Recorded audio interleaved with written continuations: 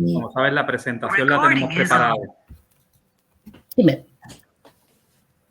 Sí, yo la tengo aquí en PDF también. Ok, yo la tengo como PowerPoint, por si acaso. Sí. Está Carlos, Carlos. Muy buenas. ¿Qué tal, Carlos? Eso. ¿Cuántos continentes? ¿Dónde estás tú? Estoy en Melbourne y son las 4 de la mañana. Las 4 de la mañana.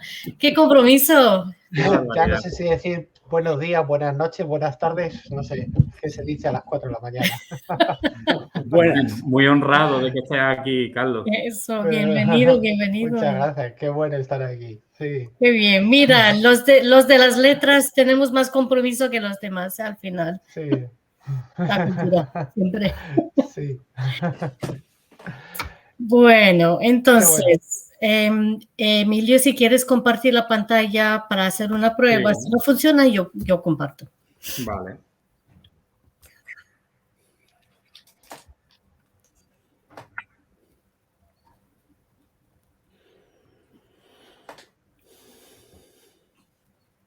Y si va a estar aquí de la bruja mala de muting, ¿no? De poner... El apoyo técnico.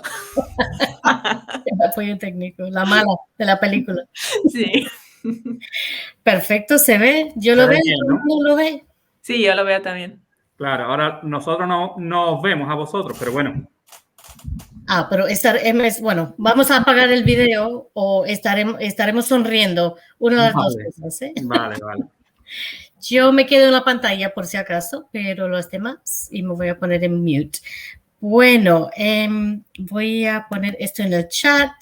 Es un gran placer presentarles a dos amigos del Cuba Research Forum desde hace años, Emilio Gallardo y Jesús Gómez de Tejada, los dos de distintas instituciones de Sevilla, no de la universidad, como pueden ver en la primera pantalla, pero colegas que han trabajado el tema de la literatura cubana desde varios puntos de vista desde hace muchos años. Entonces, un gran placer que hayan aceptado, un gran honor que hayan aceptado. Aquí en el chat he puesto los dos proyectos principales que podrían servir de apoyo para esta presentación en cuanto a proyecto mayor, ¿no? De esta presentación, sí. Pero ustedes yo creo que van a referirse un poco a esto al final, ¿no? Pero les doy la palabra, muchas gracias y después haremos preguntas. Gracias a los dos.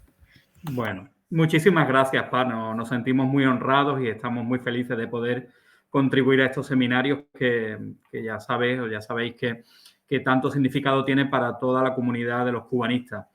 Y efectivamente vamos a intentar, si nos da lugar, hablar un poco más de los proyectos que estamos desarrollando actualmente y que están ligados a esta conferencia que vamos a impartir hoy.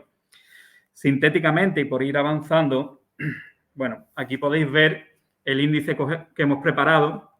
Vamos a arrancar haciendo una introducción sobre las relaciones culturales que mantiene Cuba con distintos países del bloque socialista y nos vamos a concentrar en esta conferencia sobre todo en el caso de Bulgaria, porque sobre este caso acabamos de terminar un artículo que forma parte de un monográfico que va a salir en la revista Ars et Humanitas, una revista eslovena, un monográfico sobre las relaciones culturales entre América Latina y los países socialistas europeos. Y después también estamos terminando un capítulo sobre el tema. El caso de estudio que vamos a analizar tiene que ver en concreto con este género, ¿no?, que nos preocupa, que es la literatura criminal socialista, y vamos a confrontar una novela cubana y una novela búlgara. Y por último, como os comentaba, si nos da tiempo, presentaremos este proyecto que está arrancando, escritores latinoamericanos en los países socialistas europeos durante la Guerra Fría, y un grupo especial que el Consejo Latinoamericano de Ciencias Sociales, CLACSO, acaba de aprobarnos y que puede ser interesante. Algunos de vosotros podéis estar interesados para sumar. Arrancando con esta primera cuestión, queríamos deciros que, bueno, que dentro de la confrontación global que entrañó la Guerra Fría, existen distintas parcelas que merecen ser atendidas con mayor atención. Desde el punto de vista de la naturaleza de las tensiones, este sería el caso de, entre otros, los enfrentamientos ideológicos culturales. Mientras que desde la óptica geográfica entendemos que, a pesar de las recientes y valiosas contribuciones sobre el asunto, aquí estamos pensando en libros como el de Alburquerque, Ruprecht, Petinat, nuestra querida Isabel Story, Sourec, Pedemonte, entre otros. Bueno, pues a pesar de todas estas contribuciones, tenemos que continuar los esfuerzos por ahondar en la historia en general y en la historia cultural, en particular de este conflicto en América Latina. Existen, por supuesto, estudios que han incidido en cómo la lucha por la hegemonía cultural supuso una de las facetas clave de la Guerra Fría. Pensamos sobre todo en Saunders, en Patrick Ibert. Así, el mundo del libro se convirtió pronto, junto a la música o, por ejemplo, las artes plásticas también, en uno de los frentes en los que confrontar los planteamientos del enemigo. En este sentido, bueno, y por recordar, por mencionar de nuevo a Saunders, él nos recuerda cómo Estados Unidos, en su papel de potencia clave en la Alemania de posguerra, difundió cientos de títulos traducidos a petición de la División de Guerra Psicológica del gobierno militar americano, así como ediciones dirigidas también a un público infantil. O, por ejemplo, escritores europeos como André Gide, Arthur Koestler o Ignazio Silone fueron auspiciados para favorecer un discurso anticomunista. Sin embargo, a la hora de estudiar esa guerra fría cultural que mencionaba Saunders en el título de su seminal libro, hemos de detenernos en las oposiciones, pero también en las alianzas que son trabadas entre los distintos actores internacionales del conflicto y preguntarnos igualmente por el rol que la literatura jugó en ese choque ideológico. El fin de la Segunda Guerra Mundial, el comienzo de la política de bloques y la consiguiente Guerra Fría dibujaron un nuevo tablero geopolítico que dio la oportunidad para que países que hasta ese momento no habían mantenido unas relaciones culturales especialmente estrechas se vieran ligados por los lazos del internacionalismo socialista y quizás de un modo más pragmático por los nuevos intereses geopolíticos y el papel hegemónico, al menos en Europa, de la URSS. De este modo, tras el triunfo de la Revolución Cubana, veremos cómo muy tempranamente se suceden los convenios de cooperación cultural de este país con los socios del campo socialista europeo. Tenemos el listado completo, pero por no abrumar con los datos, por no aburrir sobre todo con los datos, podemos decir que muy tempranamente, como os comentaba, se firma el convenio de cooperación con Yugoslavia, de cooperación cultural, el 29 de abril del 60, el 22 de septiembre del 60 con Checoslovaquia, y así van siguiendo. En esta fecha, en estos años iniciales, tenemos el convenio con Rumanía, con la URSS, con Polonia, y ya en el año 63 llegan los convenios con Albania y con Hungría. Actualmente, y como os comentaba, estamos concentrados en el caso búlgaro, que bien nos puede servir de caso de estudio paradigmático para ofrecer un acercamiento tentativo a toda esta arquitectura legal que sostuvo los intercambios culturales entre Cuba y los nuevos socios de más allá del Atlántico, como fueron estos países socialistas europeos. En el caso particular de Bulgaria, las relaciones culturales con América Latina anteriores al establecimiento del socialismo en el país han sido definidas por Baez como esporádicas, asistemáticas y sobre todo estaban centradas en las condiciones de vida de los inmigrantes búlgaros y principalmente en Argentina, en Uruguay y Brasil. Sin embargo, en junio de 1960, una delegación gubernamental búlgara mantuvo conversaciones en Cuba, entre otros con Raúl Castro y con el Che. Y posteriormente se organizaría el primer encuentro personal entre Todor Zhivkov y Fidel Castro en el marco de la 15ª Asamblea General de Naciones Unidas. En su discurso, el dirigente búlgaro elogió a Cuba como ejemplo de la lucha antiimperialista y por la independencia, al tiempo que impelía a la ONU a actuar en defensa del nuevo gobierno de la isla. Existe sobre el tema, salto las citas para ser más breve, pero existe sobre el tema toda una compilación de textos que se publicó en Cuba sobre las relaciones cubano-búlgaras. Y ahí se encuentran todos los discursos que iremos mencionando. También en esta serie de acontecimientos, el 8 de octubre de 1960 guarda una importancia singular porque, como acabamos de mencionar, de ese día data el primer convenio cultural entre estos países, pero en esa misma fecha se firma un acuerdo bilateral de comercio y se anuncia oficialmente el establecimiento de relaciones diplomáticas. Más adelante, en junio de 1970, el Politburó del Partido Comunista Búlgaro aprobó la resolución número 351, que estaba dirigida a fortalecer los nexos entre Bulgaria y América Latina. Sin duda, uno de los momentos clave en las relaciones bilaterales lo constituyó la visita de una delegación del Partido Comunista de Bulgaria y de su gobierno a Cuba durante los días 25 de julio al 1 de agosto del 70. Encabezada por el propio Zhivkov, en la delegación se integraba, entre otras personalidades, el que por aquel entonces fuera el presidente de la Unión de Escritores Búlgaros y miembro del Comité Central del partido, Georgi Zagarov. En el discurso que Castro ofreció a la llegada de esta embajada, se subrayó la importancia que los técnicos búlgaros habían tenido y estaban teniendo en distintos campos en Cuba, como la medicina, la educación o la ingeniería. Asimismo, la fraternal relación mantenida entre ambos estados se asentaba en una base que superaba a lo ideológico, que por supuesto era un pilar fundamental, y se enraizaba en similitudes históricas y hasta de carácter nacional. A este respecto, el propio Castro decía: hay afinidades en nuestro carácter, hay muchos parecidos, no solo en el carácter, sino también en la idiosincrasia, en la ideología y en la historia. Porque el pueblo búlgaro luchó durante siglos por su independencia y luchó siempre bravamente, como también luchó durante mucho tiempo por su independencia nuestro pueblo.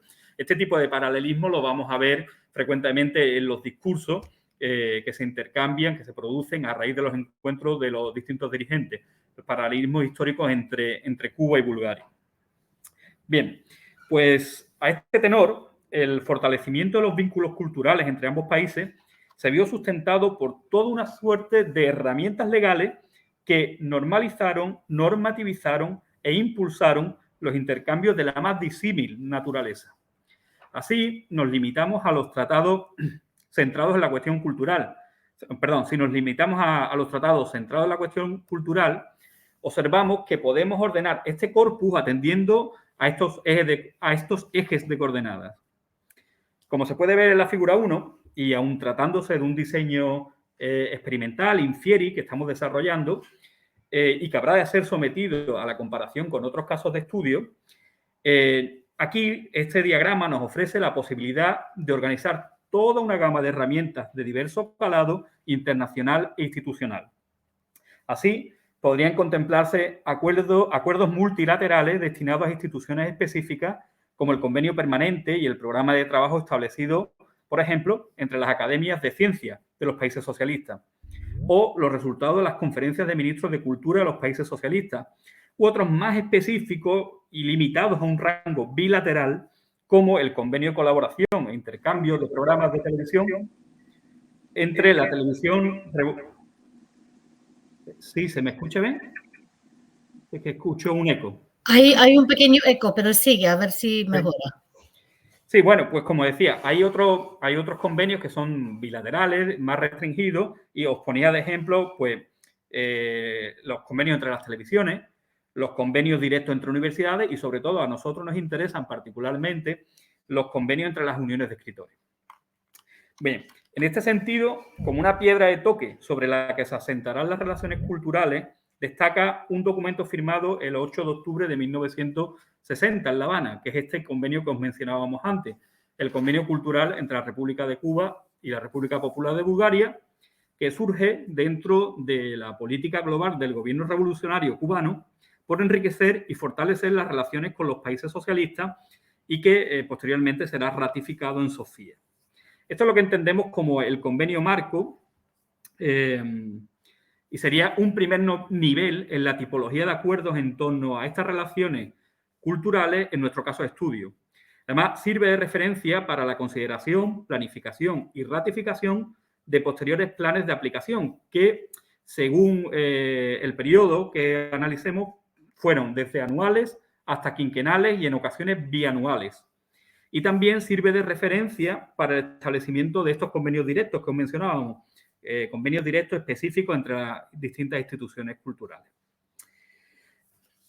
Dicho esto, planes de aplicación y convenios institucionales se van consensuando, redactando y aplicando desde entonces, desde 1960 hasta finales de los años 80 del siglo XX y sustentado por este prístino convenio de 1960. Su duración inicial se fija en 5 años prorrogables por 5 más y, como se nos informa, os quiero aclarar que toda esta documentación que estamos analizando, con la que estamos trabajando, procede del archivo del Ministerio de Relaciones Exteriores de Cuba. Bueno, y como se afirma en un informe que hemos encontrado del 22 de octubre del 60 sobre este primer convenio, Cuba y Bulgaria, a través de sus representantes e instituciones, se comprometían a colaborar en distintos planos, como el cultural, el científico o el educativo, entre otros. Para ello, se enumeraban posibilidades de cooperación entre los dos países signatarios y las posibilidades de colaboración eran múltiples. El intercambio de obras pertenecientes a estos ámbitos y traducidas a una y otra lengua, la organización de eventos musicales, teatrales o expositivos. También se promovía la accesibilidad de investigadores y técnicos del país emisor a centros de investigación y cultura radicados en el país receptor, la concesión de becas y ayudas para financiar estudios de diferentes niveles educativos, la cooperación entre la prensa, radio, televisión, cinematografía. Como veis, los acuerdos son bastante amplios y también podemos deciros que conforme se va avanzando en el tiempo, los convenios son cada vez más extensos, tienen un articulado, un número de artículos cada vez mayor y son bastante amplios. Nosotros sobre todo nos interesa la cuestión literaria, ¿no? Pero incluye cuestiones educativas, culturales, por supuesto, pero también elementos deportivos, elementos sobre distintos tipos de espectáculos, por ejemplo, el circo también se menciona. Entonces, los intercambios literarios entre Cuba y Bulgaria, que como digo es lo que nos interesa, merecieron capítulos particulares dentro de esta nueva gramática de las relaciones culturales entre ambos estados. Y con el correr de los años observamos cómo los frutos aparecen a través de distintas publicaciones. Por ejemplo, en 1972, la revista Unión dedica un número especial a la literatura búlgara. En realidad, este especial estaba en consonancia con toda una serie de números especiales, específicos, que la revista Unión había ido dedicando a literatura de otros países socialistas. Y, por supuesto, aquí se incidía en una doble función que venía a cumplir el monográfico. Por un lado, y cito, contribuir a estrechar los lazos de amistad entre la tierra de Botev y Dimitrov y la de Martí, y por otro lado, hacer conocer con la mayor amplitud posible el origen, desarrollo y conquista de una literatura y una cultura, y aquí vemos de nuevo el paralelismo, que sobrevivió a 5 siglos de opresión otomana, resistió la dura fase del régimen monárquico fascista para alcanzar luego la liberación en 1944. El número fue promovido por Pedro Dorá y José Martínez Matos, quienes además cumplieron un papel destacado en el vertido de los aportes al español, en la traducción. Por poner otro ejemplo de estos resultados concretos, de hecho, las traducciones de novela policial que vamos a analizar entendemos que también son resultados específicos de estos acuerdos. Pero por poner un ejemplo más, en el año 77, en Casa de las Américas se imprime, se da a conocer el artículo La literatura hispanoamericana en Bulgaria, un nuevo contacto cultural, de Denko Kanev. Bueno, allí se nos dan una serie de datos interesantes. Por ejemplo, en el año 62 marcaría la llegada del primer contingente de becarios búlgaros, que se encargaron de estimular las traducciones entre el español y el búlgaro. También se nos informa sobre la Cátedra de Filología Española, que se funda en la Universidad de Sofía. Y se nos habla de otras publicaciones, la revista LIC, la revista OSOR, que están contribuyendo a este intercambio. Resulta bastante sintomático, al tenor de todo esto que estamos hablando, sobre todo en el caso de las traducciones, unos datos que aporta ICOF sobre el cómputo total de las traducciones de literatura búlgara en América Latina durante el periodo 1944-1990. Dentro de este cómputo, es interesante, dentro de este número global, del total de 65 títulos que se traducen, 47, o sea, de 65, 47 corresponden a Cuba. O sea, Cuba sería el país donde se reciben la mayoría de las traducciones de literatura búlgara durante este periodo en toda América Latina. Y en buena medida, sobre todo si vemos qué se traducía o qué se tradujo, hay clásicos de la literatura búlgara, pero también hay mucha literatura infantil y un número interesante corresponde al al escritor del que vamos a hablar a continuación, Bogomil Rainov.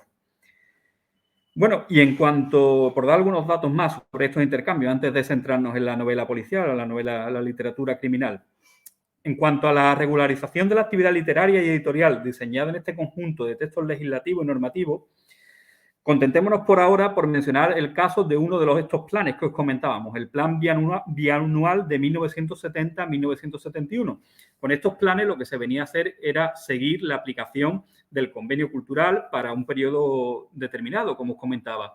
Este periodo, también os decía, puede ser anual, bianual o quinquenal. Bueno, pues en el año 70-71, en este periodo fue bianual. Allí, en ese plan, pues, por ejemplo, se insiste en el intercambio de capital humano mediante una mayor diversificación que se suma a las actividades programadas para momentos anteriores. De este modo, se reseña la invitación recíproca a 2 literatos de cada país a través de las respectivas uniones de escritores y artistas para avanzar en un posible convenio directo entre estas organizaciones. La cooperación entre los institutos del libro mediante el envío mutuo de 1 o 2 representantes al otro país. O, por ejemplo, la recepción por Cuba de un invitado para observar y participar en el concurso literario de la Casa de las Américas. Si repasamos toda la documentación que tenemos, vemos que esta cuestión de enviar a un observador al concurso Casa de las Américas sale en distintas ocasiones y es algo que parece ser que les preocupaba especialmente a la delegación o a los especialistas búlgaros. Bueno, por dar más datos, bueno, también por supuesto, se habla de reforzar los intercambios entre las bibliotecas nacionales, las editoriales, entre las revistas literarias y también se va acordando la publicación de un libro del otro país. Si vemos también los distintos planes, van variando porque en ocasiones se menciona géneros concretos y en este caso no se menciona ningún género ni un autor en particular, pero sí que va variando esta cuestión. Bueno, y por no alargarnos más en esto, que no es nada más ni nada menos que un marco introductorio, vamos a pasar ahora a ocuparnos al centro de nuestra disertación, las claves poéticas de la literatura criminal socialista.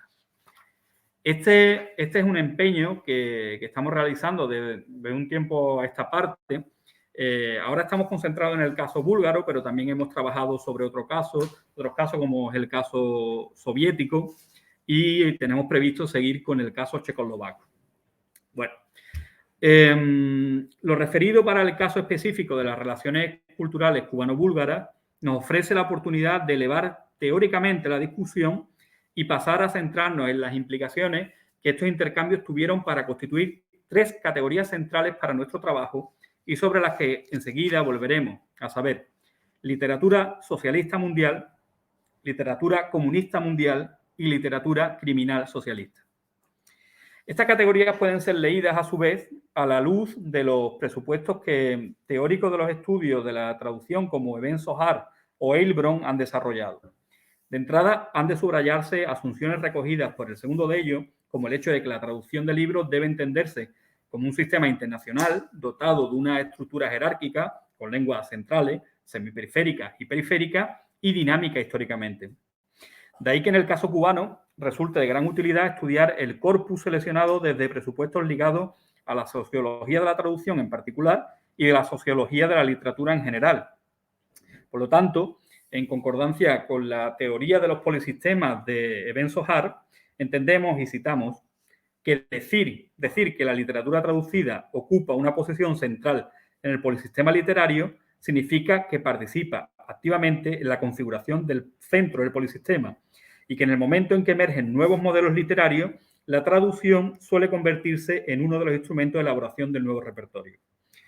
Por ello, cabe preguntarse qué debe la irrupción y el desarrollo de un nuevo modelo literario como fue el de la literatura criminal socialista en el polisistema literario cubano, a las traducciones provenientes de sus pares europeos. Y más allá de las influencias directas, que esto lo podremos discutir posteriormente y podemos entrar más al detalle, nos interesa cómo los encuentros entre géneros literarios, ideología y geopolítica condicionaron la aparición de un nuevo molde genérico nacido al calor y paralelamente a contrapelo de los paradigmas desarrollados en el mundo capitalista. Bien, al resumir los posicionamientos de Goethe en torno a su concepto de literatura mundial, Joseph Jur nos recordaba que, y cito, como medio de favorecer la constitución de una literatura mundial, Goethe proponía, además de las traducciones, contactos entre los escritores de las distintas naciones y, finalmente, como plataforma, revistas y periódicos de orientación nacional. Precisamente, estos medios son algunos de los que encontraremos privilegiados a la hora de incentivar, de un modo general, el desarrollo de lo que Locane denomina literatura comunista mundial y, en relación con nuestros intereses más particulares, la literatura criminal socialista. Pero además de los medios ya referidos por Goethe, en el contexto geopolítico estudiado aquí, posee un valor altamente pertinente esa arquitectura normativa ligada a la diplomacia cultural destinada a acercar los campos culturales de países que, como decíamos, tradicionalmente no habían tenido unas relaciones especialmente estrechas. Bien, pero ¿qué diferencias existen entre literatura socialista y literatura comunista mundial y cómo interactúan con la literatura criminal socialista? El concepto de literatura socialista mundial es un concepto de Geisler, que publica en el año 1984. Aquí hemos utilizado la traducción de Locane y tenéis en la pantalla la definición que él da. La literatura socialista mundial no es idéntica a la literatura del mundo socialista. Es la literatura del mundo de los pensamientos e ideas socialistas. Las relaciones de producción, mediación y recepción también valen para ella.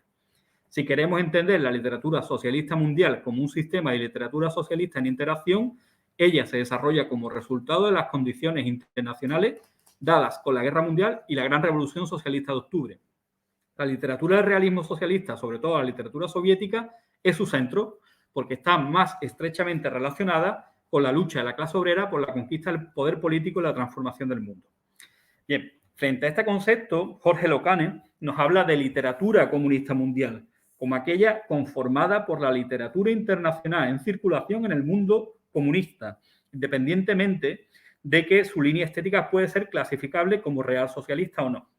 Bien. A la luz de estos términos y con la motivación de aproximarnos a una definición de la literatura criminal socialista, podemos situarla como un satélite o una hibridación periférica del núcleo de la literatura socialista mundial. Y esto se debe a varias razones. En primer lugar, hace cuajar en el molde genérico de la literatura criminal, ya sea en su vertiente policial o de contraespionaje o de espionaje, postulados propios del realismo socialista, como puede ser el exacerbamiento de la lucha de clase, la presentación de héroes populares positivos o la apuesta por técnicas narrativas apegadas al realismo en cuanto a lo estético. Y en segundo lugar, forma parte de ese sistema de literatura socialista en interacción que comparten estrategias de producción, mediación y recepción comunes. Publicadas en editoriales oficiales, sus traducciones, al menos desde la óptica cubana, se insertan dentro de lo que Johannes Popa denomina el canal oficial vinculado a un autor autorizado. Es decir, usan la edición original de la obra, que fue publicada en su país de origen y en la lengua nativa del autor. Asimismo, estas traducciones se beneficiarían de un grupo de prácticas y acuerdos editoriales que propiciaron el intercambio. Como nos apuntaba en una reciente entrevista Víctor Malagón, que es una persona clave en la editorial Arte y Literatura, que, como sabéis, fue vertebral para dar a conocer todos estos títulos. En este sentido, por ejemplo, tenemos toda la cuestión de los derechos de autor, que aquí creo que hay algunos compañeros de los que nos pueden hablar con bastante conocimiento, bueno, que es un factor que posibilitó, ¿no?, el desarrollo de todos estos intercambios, la exención de estos derechos de autor. Bueno, y por lo demás, la literatura criminal socialista forma parte asimismo, y como se puede comprobar, por lo que acabamos de mencionar, de la literatura comunista mundial, tal como la entiende Locane. Y ahí, como resumimos en la figura 3, estamos, por lo tanto, ante un género marcado por filiaciones genéricas de procedencia diversa, desde el realismo socialista a los diversos desarrollos de la literatura criminal producidos, hemos puesto ahí los casos más sintomáticos, ¿no? Reino Unido, Francia, Estados Unidos. Y en cuanto a sus variantes internas, por motivos didácticos, quizás podría partirse de una primera división entre literatura policial y literatura de espionaje. Nótese, sin embargo, que en el caso cubano se utiliza en lugar de esta última la etiqueta contraespionaje para subrayar la motivación defensiva más que agresiva de los agentes de su servicio de inteligencia. No obstante, esta separación se suele diluir en la práctica al imbricarse en un continuum narrativo donde conviven rasgos de ambas tendencias y que ideológicamente se apoyan en la siguiente reflexión del escritor Armando Cristóbal, uno de los nombres clave en el desarrollo del género en Cuba. Decía Cristóbal: en la sociedad socialista la delincuencia común se enfrenta al Estado revolucionario, al pueblo en el poder, y el delito contrarrevolucionario apunta directamente a la destrucción del Estado de nuevo tipo. De ahí que la delincuencia de una y otra actividad coinciden de una u otra manera en la obtención de iguales objetivos a corto plazo. De ahí que ambas actividades se entrelacen como nunca antes lo hicieron. Y en la práctica puede decirse, y aquí está la clave, que un delito común es también una manifestación contrarrevolucionaria. Pasamos ahora, le doy paso a mi compañero Jesús, que va a continuar hablando de esta comparación específica del caso de estudio entre estas dos novelas que tenéis en la pantalla.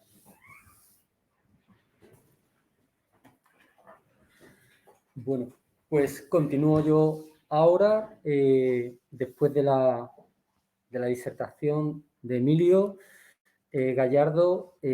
Ahora queremos centrarnos en lo que creemos un necesario ejercicio comparatista para, por un lado, establecer a nivel teórico los rasgos de la literatura criminal socialista y, por otro lado, también que permita determinar las características específicas de los distintos autores que podamos incluir dentro de ella. En este sentido, recientemente, de manera similar a la que nos ocupa, hemos dedicado una intervención al estudio de las novelas La justicia por su mano, del cubano José Lamadrid Vega, y a la traducción cubana de la novela soviética Petrovska 38, original de 1964, de Julian Semyonov.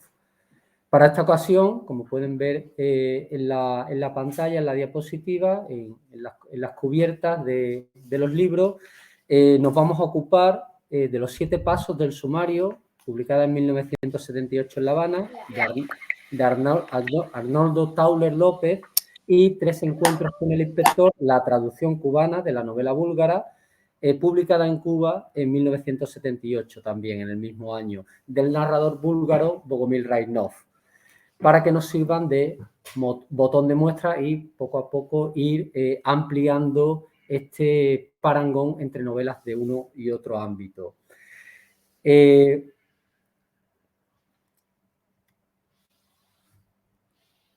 Aquí en esta tabla podemos ver algunos datos de las novelas contrastadas. 3 encuentros con el inspector es un volumen de 3 novelas que narra las vicisitudes del inspector coronel Peter Antonov en la ciudad de Sofía y sus alrededores. La acción se sitúa hacia finales del primer lustro de la década del 60, de 1960.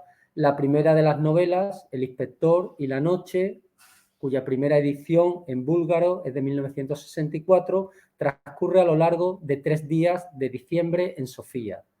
La segunda, Un hombre regresa del pasado, la primera edición de 1966 en búlgaro, sucede en 4 días de otoño, también en diciembre, de viernes a lunes. Y finalmente, Melodía brasileña, editada por primera vez en búlgaro en 1969, ocurre en una soleada primavera a lo largo de 9 días.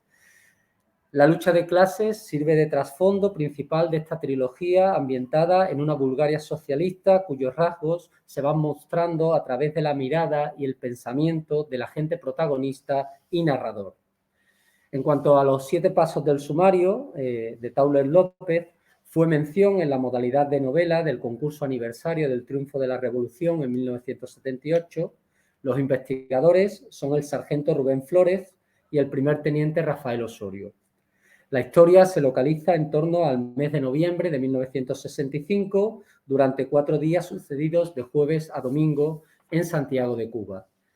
El relato recupera el tema ya propuesto por Rodolfo Pérez Valero en No es tiempo de ceremonias, publicado en 1974, por el que contrarrevolucionarios de dentro y fuera de la isla se aunan para rescatar las propiedades dejadas por sus familiares o por ellos mismos tras su salida de Cuba al triunfo de la Revolución en el 59.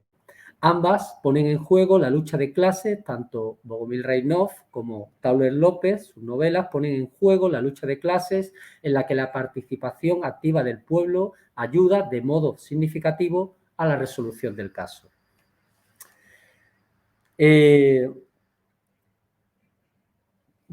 Quería decir que la de Rodolfo Pérez Valero, No es tiempo de ceremonia, y la de Tauler López ponen en juego esta participación activa del pueblo. Como veremos, en el caso de Reynov, esta participación es mucho más diluida.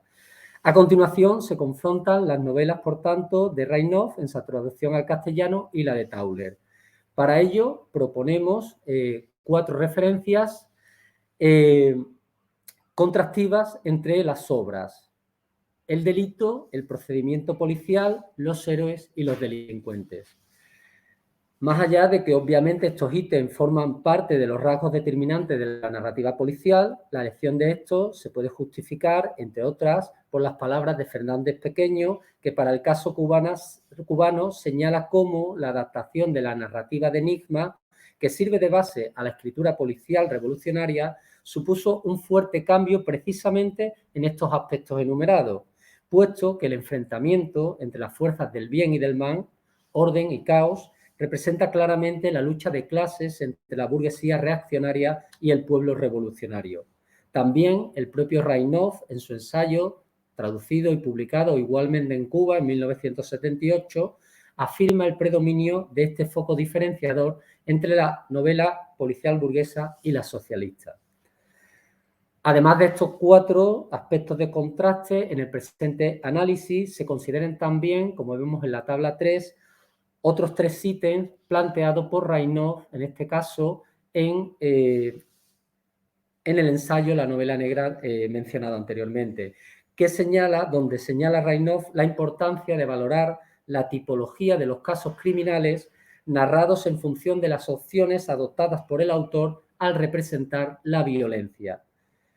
Actos determinados por lo individual y social frente a acciones de condición enfermiza, depravada y aislada, estilo social en contraposición a tendencia morbosa en la narración del delito y, finalmente, elección de una perspectiva moralista, objetiva, justificadora o admirativa.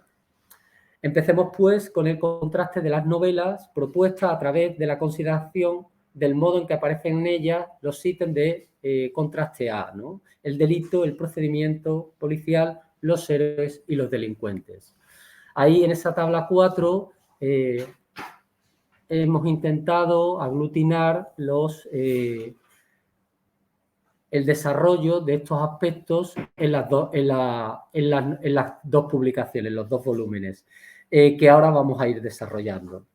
En cuanto al delito, de modo general, el crimen pesquisado en las novelas de Reynov es un delito de sangre disfrazado de accidente o suicidio, que tiene como trasfondo el enfrentamiento social y político, cuyo relato se desarrolla con mayor atención al cómo y al por qué que al quién, aunque en la primera de las series este último interrogante mantiene la intriga hasta el final. En esa novela, El inspector y la noche, se presenta un supuesto asesinato por envenenamiento, finalmente, esta vez sí, un suicidio, vinculado al chantaje y a la depravación de un viejo burgués, modelo de acción corruptora sobre la nueva sociedad y, por tanto, ejemplo de la lucha entre el proletariado y la burguesía, encarnado respectivamente por una joven, voluble mujer de procedencia obrera y por el depravado suicida, cuya enfermedad moral acaba somatizándose simbólicamente en el cáncer que lo lleva a quitarse la vida. En Un hombre regresa del pasado, la segunda de las novelas incluida en el volumen 3 encuentros con el inspector de Reynov, se narra un caso de triple asesinato y chantaje. 2 antiguos propietarios de una empresa germanófila, acusados de colaboracionismo y estafa por el nuevo gobierno comunista búlgaro tras la Segunda Guerra Mundial, se enfrentan entre sí. El asesinato de uno de ellos a manos del socio, este último especialmente caracterizado por su condición depravada y su efecto nocivo sobre la nueva sociedad, pone en marcha una investigación que revela un asunto de chantaje y homicidio por electrocución, simulado como hecho fortuito, en el presente, pero también el asesinato de un tercer socio de la empresa y de un chofer afín al Partido Comunista y a la resistencia antinazi, ametrallados impunemente en 1944. De manera recurrente, a través de la pesquisa, se pone de manifiesto la lucha de clases entre el viejo régimen y el nuevo. Finalmente, la tercera de las novelas, incluidas en Los tres encuentros con el inspector, Melodía brasileña, se centra en el caso de un joven y frustrado artista de vida disipada y moral retorcida, de origen pequeño burgués, que aprovecha su influencia sobre un grupo de jóvenes marginales para cometer el asesinato camuflado como asfixia por inhalación de gases de un extranjero de origen búlgaro con el fin de robarle una gran cantidad de divisas. Aunque, como señala Rainoff en una entrevista realizada por Pérez Valero para la revista cubana de la Asociación Internacional de Escritores Policiales, AIEP, Enigma, el policial, y cito, es un género por excelencia independientemente de si se trata de crímenes políticos o comunes. Es de las tres novelas de la serie Melodía brasileña la que explícitamente vincula la indagación del crimen con las tensiones geopolíticas propias de la Guerra Fría, enfrentando en este caso a Bulgaria y la República Federal Alemana, país donde reside la víctima. En esta focalización de las relaciones internacionales, además del robo y el homicidio, los delitos incluyen el tráfico y el uso ilícito de los pasaportes, la salida ilegal del país, el mercado negro y el tráfico de divisas o el proselitismo y la prostitución en las relaciones con ciudadanos foráneos. En el caso de Tauler y los 7 pasos del sumario, los sucesivos asesinatos se deben a la ambición por obtener un botín escondido por un disipado y turbio hombre de negocios en un reparto de Santiago de Cuba en los primeros años de la Revolución Cubana. Las víctimas mortales incluyen a representantes de los distintos extremos ideológicos. Por un lado, un trabajador revolucionario convertido en obstáculo involuntario de la avaricia de sus antiguos empleadores. Por otro, un médico reaccionario cuya muerte se origina en la red de traiciones tejida por sus socios contrarrevolucionarios. El primer muerto es un humilde empleado del zoológico de la ciudad santiagueña, un trabajador comprometido con la revolución que le ha permitido dejar atrás su pasado como sirviente de un burgués corrupto y depravado. El modo de acción del criminal es elaborado. Para matar, emplea la gruesa aguja de una jeringa destinada a la taxidermia. La fineza del arma homicida es disfrazada inicialmente lanzando el cadáver a la jaula de los leones. El segundo homicidio, cometido por el mismo criminal, también se vale de un objeto alejado en principio del crimen, un fusil de pesca submarina. En la realización de ambas vilezas, el asesino se esfuerza por dejar pistas falsas que apuntan contra otros supuestos implicados. Estos mecanismos de ocultación mantienen a la Policía Nacional Revolucionaria y al lector en el juego de desvelar la identidad del verdadero y doble homicida. Sin embargo, no son estos los únicos delitos contra el Estado cubano. En el transcurso de la narración, los delincuentes atentan de otras formas contra la seguridad ciudadana. El motor de la acción es la infiltración en la isla de un cubano educado en Estados Unidos. Si bien el ingreso ilícito al país se realiza de manera impune, en la operación de salida, junto a sus secuaces, el sujeto es detenido por la PNR y por guardafronteras, que impiden la huida de los delincuentes. A lo largo de este proceso de escape, los criminales demuestran una total falta de escrúpulos para traicionarse entre ellos, a pesar de los lazos de sangre que los emparentan.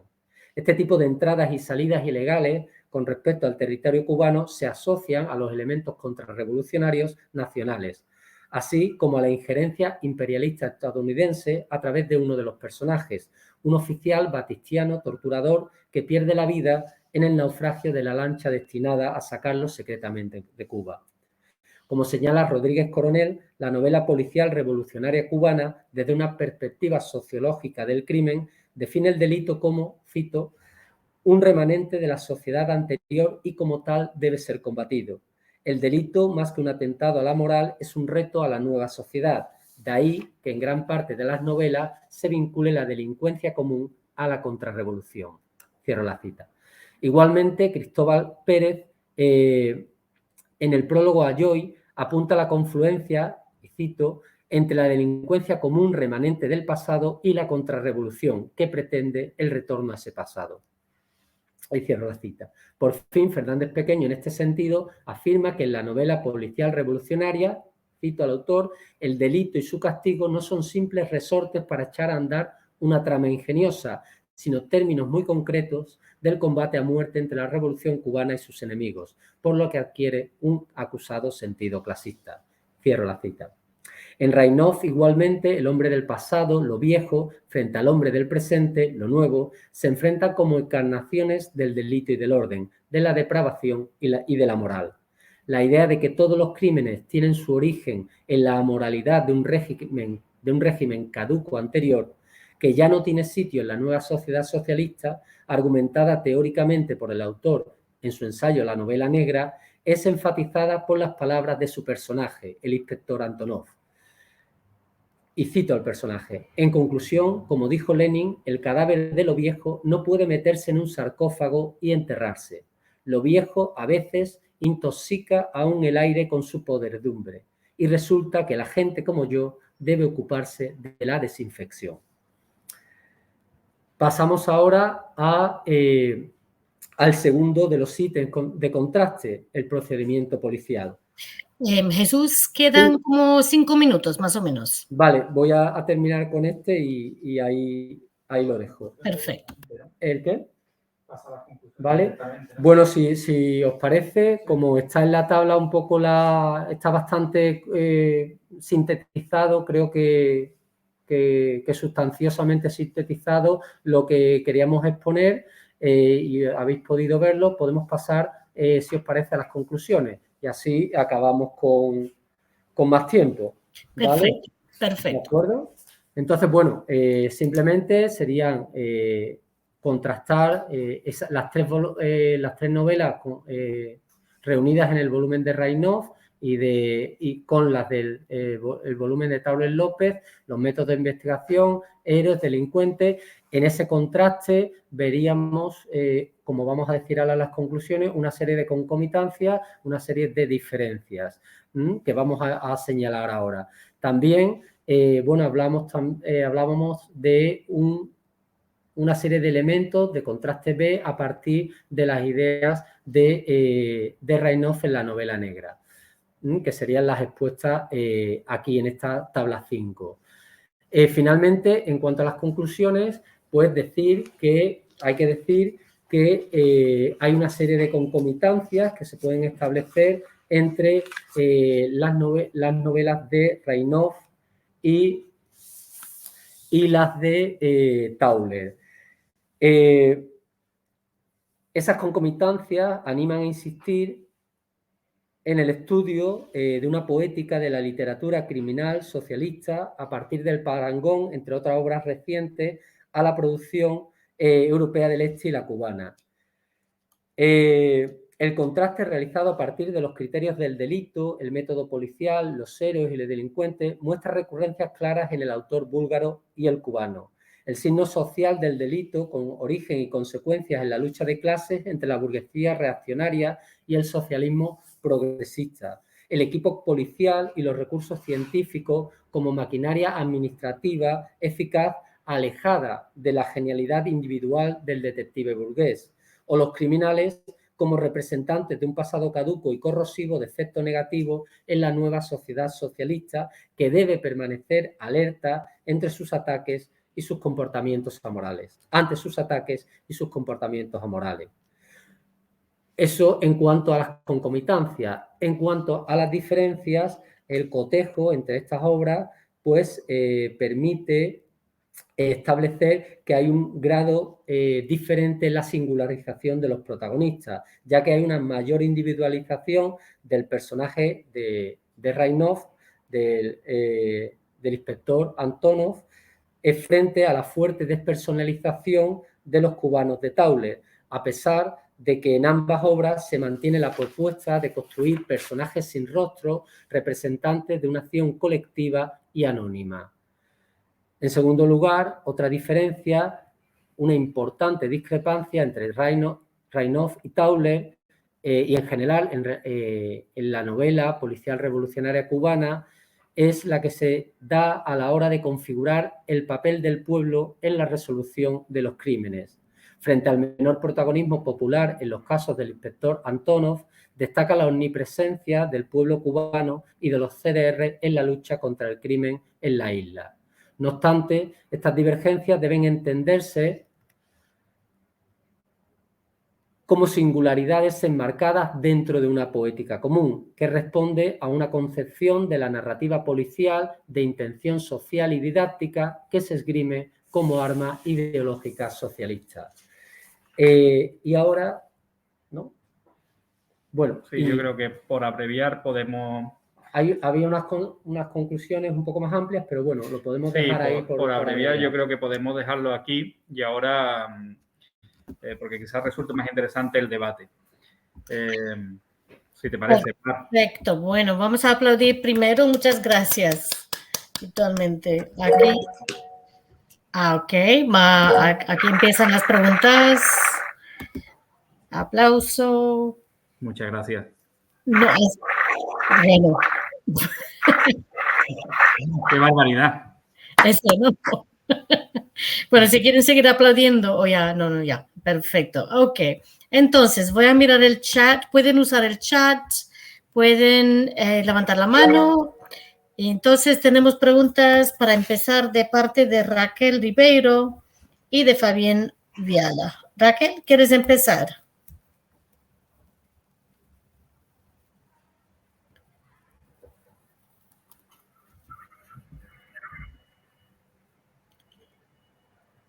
Bueno, no, se equivocó. Entonces, pasamos directamente, era aplauso de parte de Raquel. Gracias, Raquel.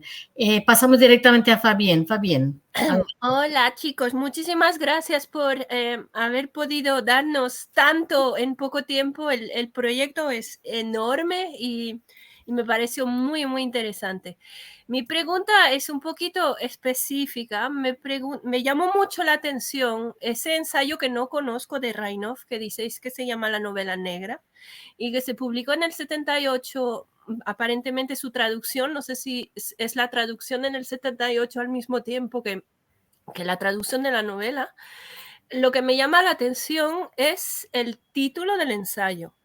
Novela negra es un término que hemos usado mucho, de manera mucho más tardía para la mayoría de las veces es para hablar de un tipo de novelística criminal que se aleja de los modelos dogmáticos, sean el modelo burgués o sea el modelo socialista.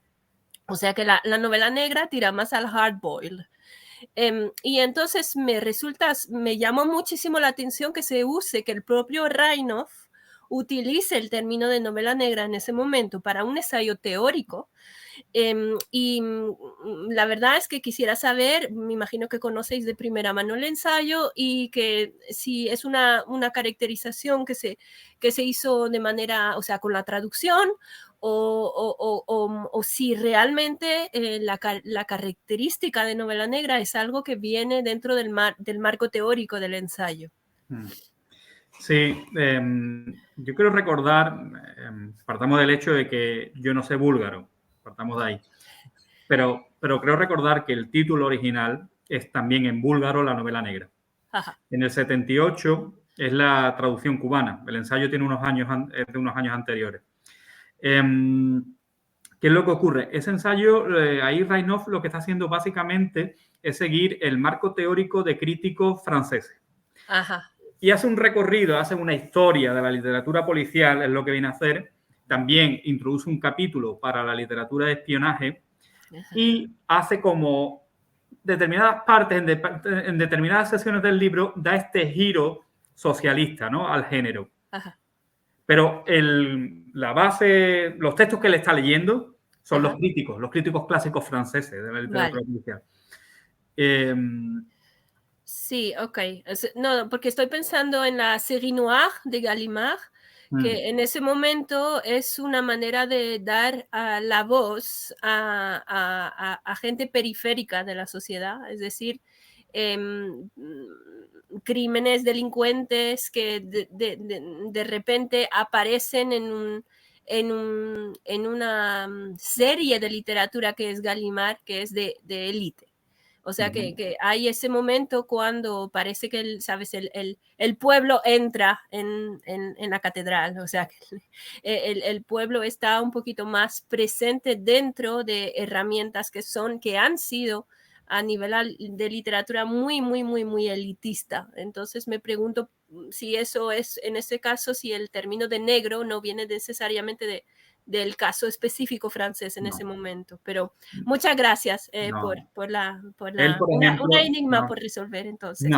Sí, y si quieres el texto te lo podemos facilitar sin problemas, ¿eh? Muchísimas gracias. Pues en este caso, pues sigo en contacto y yo lo cuido y te lo vuelvo a mandar para Sevilla. Ningún problema. Perfecto, muchas gracias. Muchas gracias. Muy bien, estupendo. Entonces, ¿alguien más? ¿Comentarios, preguntas?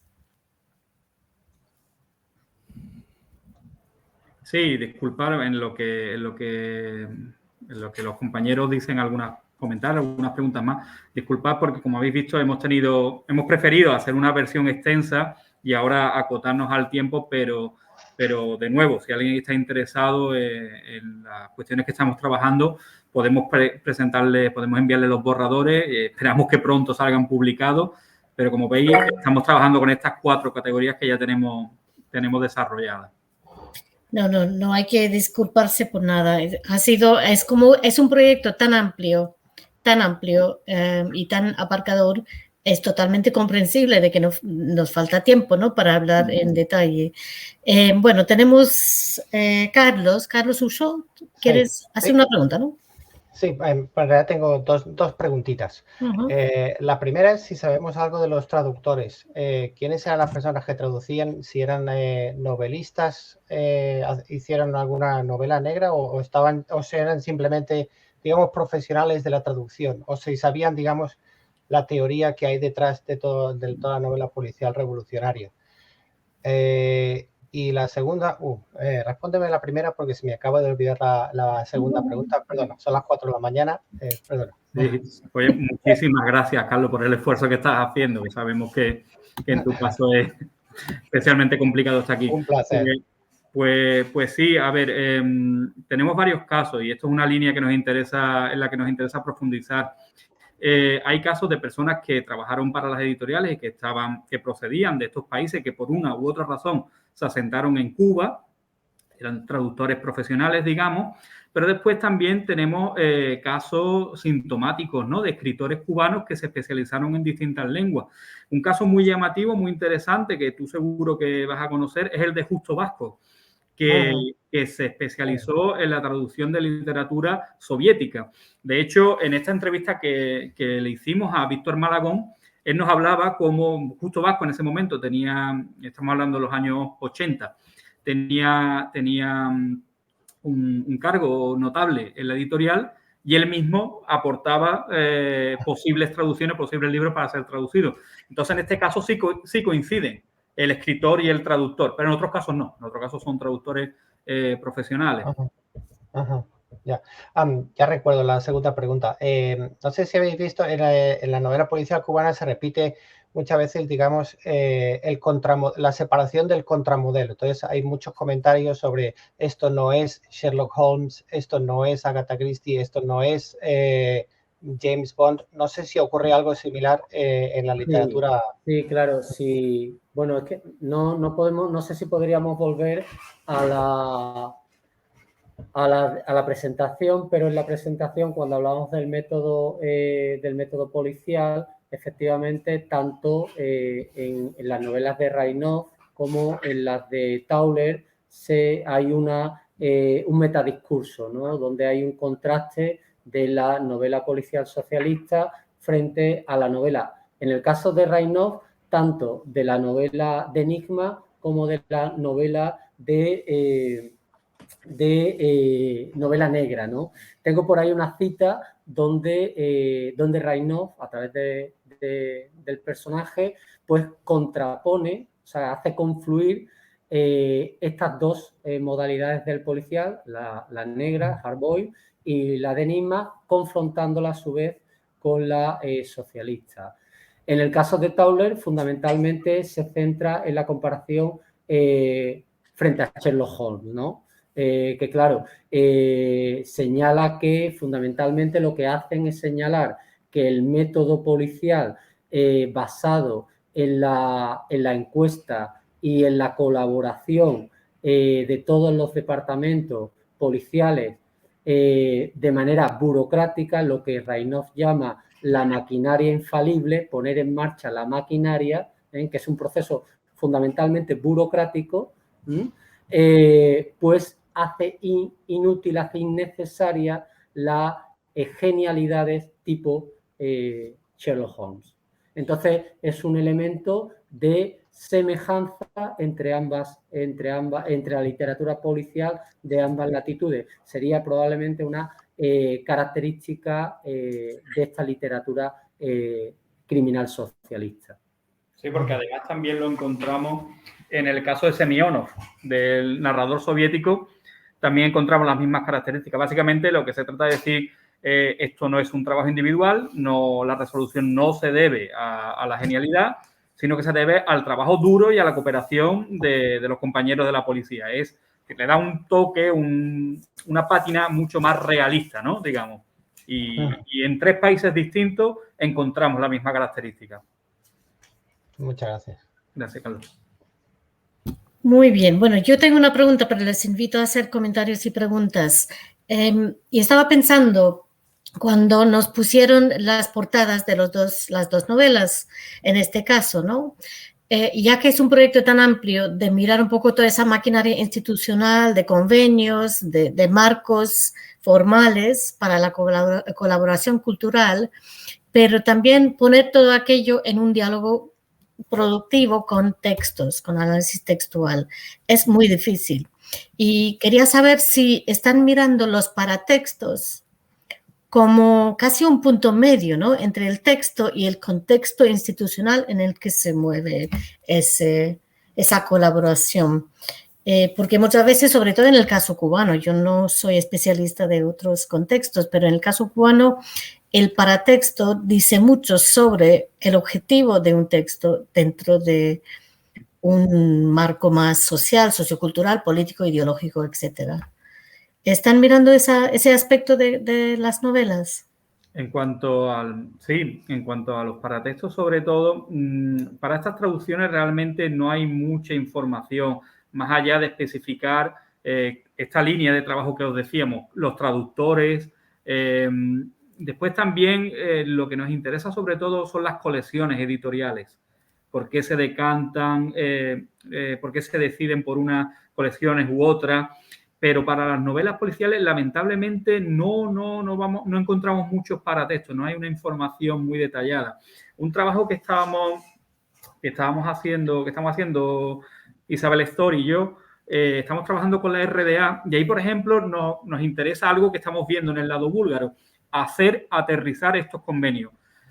Os pongo un caso. Si en el convenio en el plan del año 70-71 se dice que se va a enviar a un escritor alemán o un escritor búlgaro para que produzca un libro de literatura de viaje o de testimonio sobre su experiencia, bueno, estamos intentando encontrar cómo se llevó eso a la práctica. El otro día Isabel encontraba el caso concreto de un escritor alemán. Esto, obviamente, en todos los casos, en todas las ocasiones no se da, pero estamos intentando hacer aterrizar los convenios que están hechos de una forma más teórica, con realmente qué es lo que se hizo al final. Y ahí nos estamos encontrando una serie de hallazgos interesantes. En este caso, lo que estábamos hablando hoy, pues es muy sintomático. Yo no me recuerdo ahora, son 7 u 8 libros que se traducen de Reinoff en muy pocos años, en muy pocos años. Entonces, es algo bastante llamativo. Y no me quiero extender sobre el tema, pero realmente, y esto es algo que Carlos conoce muy bien, la incidencia de estas traducciones en el surgimiento del género, en un primer momento no es tal. O sea, si tú les preguntas a los escritores, ¿a ti quién te influyó para hacer estas novelas? No encontramos una referencia a esta literatura soviética, porque sobre todo no estaba traducida, soviética de países socialistas europeos, pues no estaba traducida. Quizás ya más en la década de los 70, en la década de los 80, pero avanzando la década de los 70 a los 80, ahí la influencia puede ser algo mayor. pero no es tan sintomática al principio. Entonces, bueno, como bien dice, es un trabajo bastante amplio porque la cantidad de convenios y de planes y de convenios directos es enorme. Y nos quedan distintos países por trabajar. Así que también queríamos aprovechar esta conferencia para pediros ayuda. Si hay alguien que está interesado en colaborar con nosotros, pues su ayuda va a ser muy bienvenida. Muy bien. Más preguntas, más comentarios. Enrique, adelante. Es verdaderamente extraordinario el trabajo que han hecho, sobre todo la historia de Unión, la revista y todo lo que lograron con esas traducciones y números especiales dedicados, y un caso muy específico con Bulgaria. Yo le dediqué mucho tiempo a este tema hace muchos años, pero en parte por la amistad que tenía con Wishi Nogueras, Luis Rogelio Nogueras y Guillermo Rodríguez Rivera. Y entonces no, fue un proyecto que lo dejé a un lado. Solo escribí un artículo, Detective North and South, sobre la cuestión. Desiderio Navarro también escribió un artículo muy importante al principio, y él es el gran traductor, ustedes lo saben. Entonces la pregunta que tengo, y en realidad es como solo para mover la conversación un poco, que tiene que ver, como vamos a decir, con la historia y la poética. Es decir, la gran polémica, en realidad Borges la tuvo a principios de los años 40 para tratar de definir de dónde viene la literatura policial. Y él lo veía en términos de lo creativo, la poética en sí, que él defendía absolutamente a Poe como el creador de todo. Y por otro lado está la historia de las investigaciones policiales, que eso es como otro campo, ¿no? Entonces, desde el punto de vista histórico, tenemos el quinquenio gris de principios de los 70, a quien nuestro amigo Ambrosio le ha dedicado tanto tiempo. Y es ahí, en 1971, cuando Cárdenas Acuña publica Enigma para un domingo, que es sobre la época pseudo-republicana, como le llaman. Y que eso abre ese campo por el éxito tan grande que tiene con los lectores. Y entonces empieza el concurso de literatura policial, que coincide con ese quinquenio gris que corrió tanta tinta para atacar a la novela policial, por, digamos, que eso existe en todo el mundo. Es decir, un género formulaico tiende a recibir muchos tiros. Y entonces, por un lado tenemos, para mí, la figura, dentro de todo lo que ustedes han explorado, yo le digo, admiro enormemente el trabajo de ustedes, pero hablando del delito y después pasar al contraespionaje, la figura de Wishi Nogueras es fundamental por el cuarto círculo que tiene. Además, lo otro es, cuando estamos hablando de la poética, hay que incluir la ironía también. Esa es una obra llena de escenas irónicas que tienden a subvertir toda ese proyecto administrativo. Y luego, Y si muero mañana, que es extraordinaria, de nuevo en la misma década de los 70. Entonces me pregunto, ¿qué piensan ustedes de todo eso? Bueno, sobre Nogueras y sobre la contribución de Guillermo Rodríguez, podemos decir que sus incursiones en la literatura policial, que ya sabemos que en muchos casos no sobresale por su calidad estética. Seguramente las contribuciones de ellos sean excepciones, sean las notables excepciones. Y por ejemplo, la cuestión del cuarto círculo, yo creo, y aquí es una hipótesis que tengo, me gustaría también que me dierais vuestra opinión. Yo creo que esa novela la escriben ellos un poco para probar cuál es su posición en el campo cultural del momento. Pues sabemos que en esos momentos ellos habían pasado dificultades, vamos a decirlo así, como intelectuales. Entonces, participar en un concurso oficial, canónico, ortodoxo, como era el concurso de aniversario, ¿no? Como era y como es, ¿no? Yo creo que era un poco probar los límites y testear para ver dónde se encontraban ellos, para ver si eran bien recibidos de nuevo en la ortodoxia del campo cultural.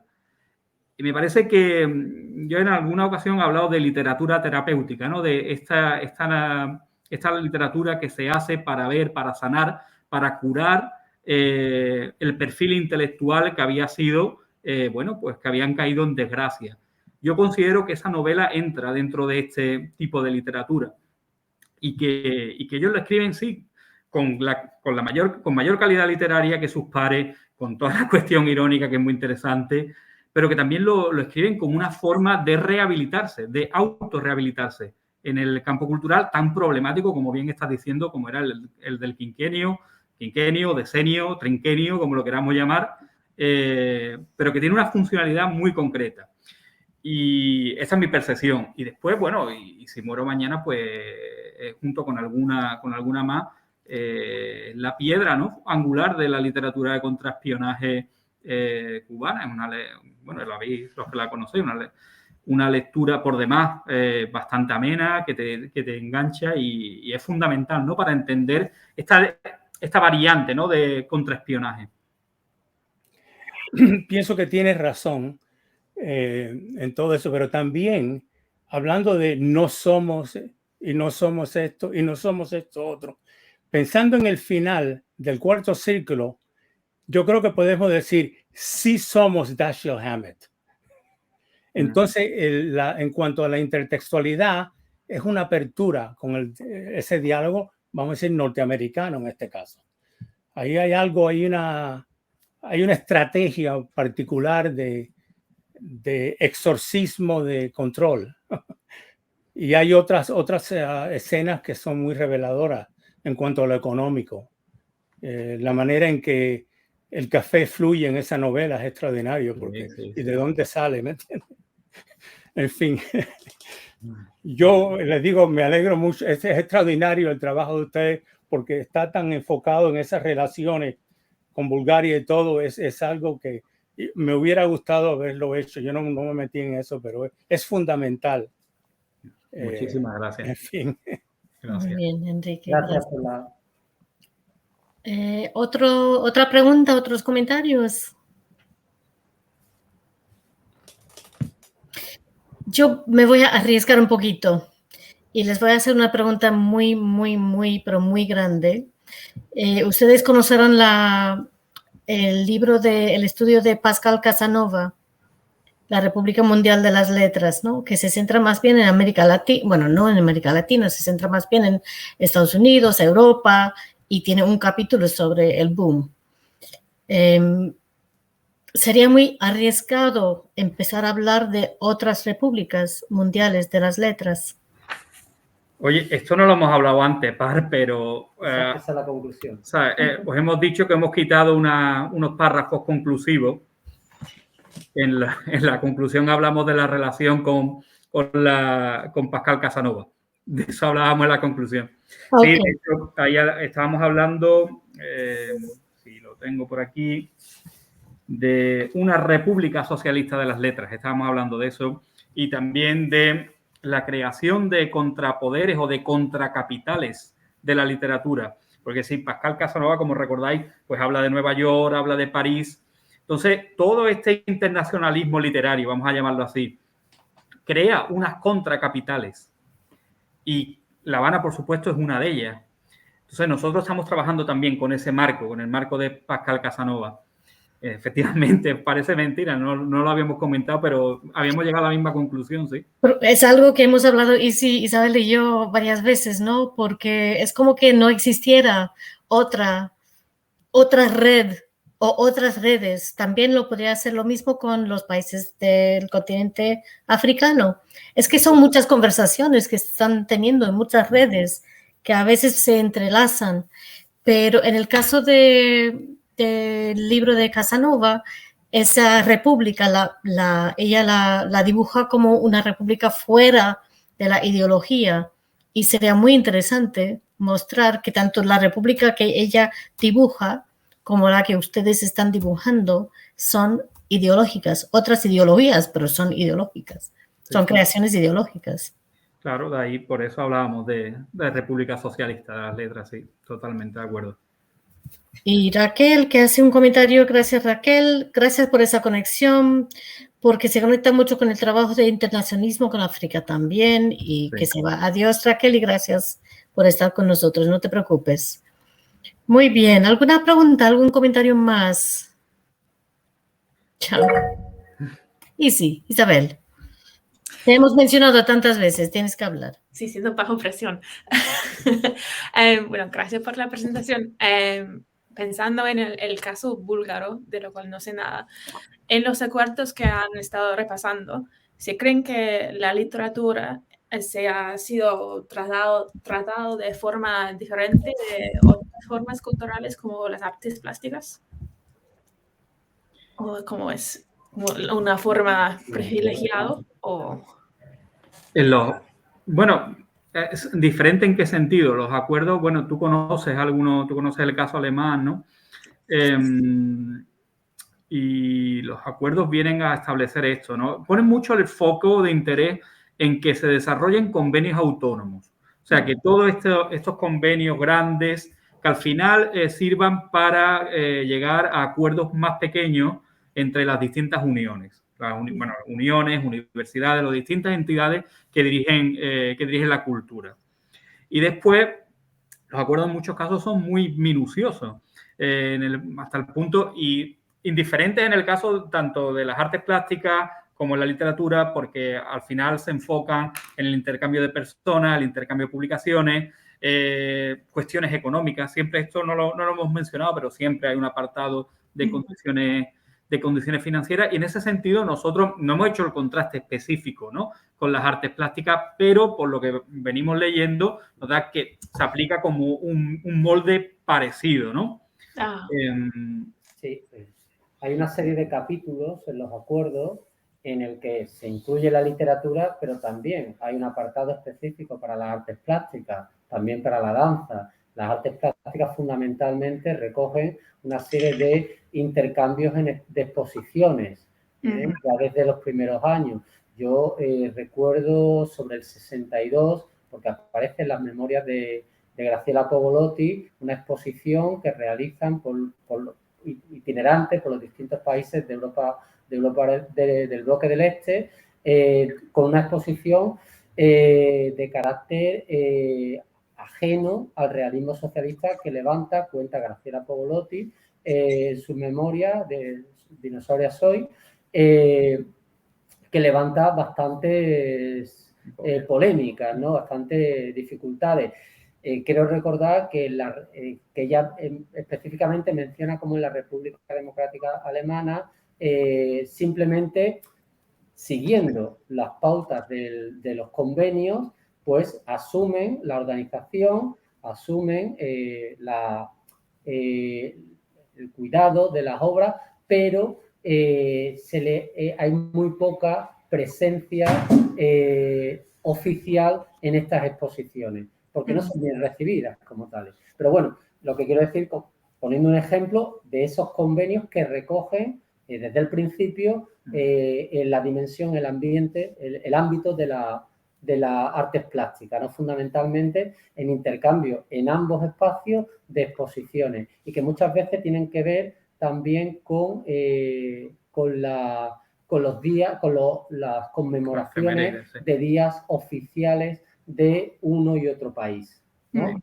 Sobre eso hay convenios, espacios concretos en los convenios. Sí, de hecho, ahora que lo comenta Jesús, un punto quizás importante de contraste, muy a mi pesar, es que la parte de las artes plásticas yo la veo quizás más detallada, más desarrollada. ¿Quién va a realizar los intercambios? Sobre todo lo que él está comentando, sobre qué van a versar las exposiciones. Normalmente vienen los títulos de las exposiciones o la materia de las exposiciones. Algo que también ocurre es más concreto en la danza y en la música. Es normal, es bastante frecuente encontrarse quién es el compositor, quién es el director de orquesta, quiénes son los músicos que van ahí. Y en la parte literaria realmente aunque te especifiquen, vamos a intercambiar durante X días o X semanas 2 escritores, es más difícil ver. No lo especifican tanto, pero los músicos sí que indican las personas, y en las artes plásticas se indica normalmente la temática de la exposición. Eso sí es más específico. Muy interesante, gracias. Interesante. Bueno, yo creo que tenemos tiempo para una pregunta, un comentario más. ¿Alguien más? ¿Alguna cosa más? Carlos, adelante. Otra pregunta, ya que tengo tiempo. ¿Sabemos algo de por qué se elegía a los escritores cubanos que se iban a traducir al búlgaro, por ejemplo? Es decir, las novelas que se tradujeron al búlgaro, ¿quién era Cuba la que decidía quién iba a traducirse, o era Bulgaria la que recibía? ¿Y cómo era el proceso por el cual se seleccionaban estas personas? Pues sobre esa cuestión, que también a mí me preocupa especialmente, me ha interesado especialmente, vamos, a los dos, hemos encontrado información contradictoria, porque por una parte en los planes, en los convenios, vemos que sugiere las editoriales de origen, son las que sugieren, pero después cuando hemos entrevistado a Víctor Malagón también nos encontramos con esto que te comentaba, que Justo Vasco propone. Entonces, la verdad es que a mí todavía no me acaba. Yo creo que se dieron las dos prácticas, ese diálogo. Y no.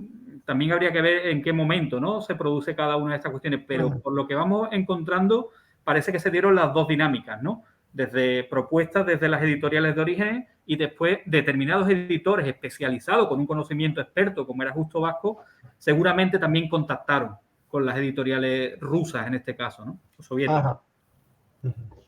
Gracias. Muy bien, yo creo que vamos a cerrar, vamos a darle las gracias a nuestros presentadores otra vez.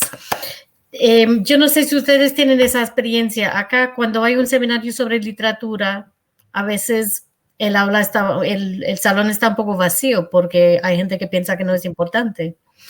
Pero en este caso hemos demostrado que sí, la cultura. No sé, Tony está saludando, no sé por qué, si piensa que no es importante. Tony. No, iba a decir que al contrario, en este caso al contrario. Así mismo. Y ha sido una presentación tan interesante de un proyecto tan amplio y tan interesante que yo creo que los enlaces están ahí. Cualquier persona que quiera saber más sobre los proyectos de estas dos figuras tan importantes para la literatura cubana, que por favor se pongan en contacto con ellos directamente o a través del Cuba Research Forum. Realmente ha sido un honor, un placer. Yo veo en el horizonte un proyecto que va a durar toda la vida, así que les felicito por su ambición. Por su ambición realmente, y sí también, porque yo sé que tú estás en el centro de todo aquello. También. Carlos, el campeonato, te ganas el campeonato, has superado las normas. Me voy a dormir ahora. Suerte, y gracias por estar con nosotros, y a todo el mundo que nos podamos ver en persona, porque ya somos amigos que se han visto en persona. Así que si se puede repetir en el futuro. Ya vamos a ver si el año que viene podemos hacer el evento del Forum en Nottingham y así nos veremos. Sí. Perfecto. Mejor. Muchísimas gracias y quedamos a vuestra disposición. Gracias. Perfecto. Gracias a ustedes, gracias a todo el mundo y hasta la próxima. Chao. Adiós. Bravo. Bravo. Personalmente, a los dos, muchísimas gracias y una alegría verlos a ustedes los dos. Y vamos a reunirnos en Sevilla, seguramente. Bueno, eso primero, antes de noche. Totalmente de acuerdo. Aquí os acogeremos. Cuando queráis. Muy bien. Un abrazo. Hasta luego, Tony, encantado. Bueno, gracias, cuídense. Wonderful. Chao. Thank you, everybody. It's absolutely brilliant.